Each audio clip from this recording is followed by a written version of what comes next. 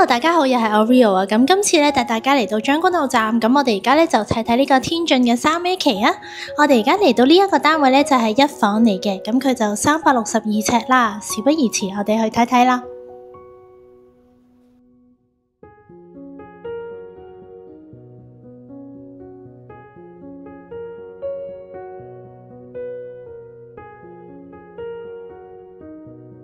呢一個嘅玄關位咧，咁就會有一個雪櫃啦喺度，簡直就係盡用咗呢個玄關位嘅空間啊！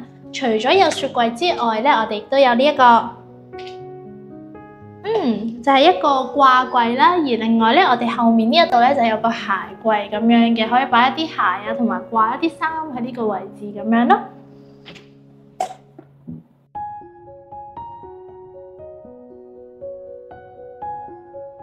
呢個廚房嘅 L 型台面咧，亦都係比平時嘅大啦，而且之餘咧，亦都可以有充足嘅位置。咁我哋咧呢一道門咧非常之特別嘅喎，如果佢閂埋嘅話咧，就會係一塊鏡啦；打開嘅話，就會係一個洗手間啊，非常之實用㗎。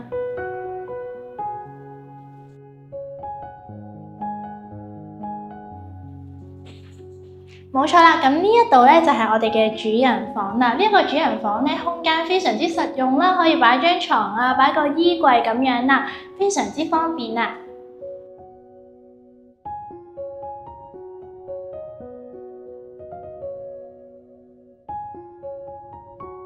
又係陽光明媚嘅一天啊！咁我哋咧睇完呢一個嘅單位之後，如果你對呢一個單位有興趣，或者同類型嘅單位有興趣，記得揾返我係 Rio 啊，拜拜。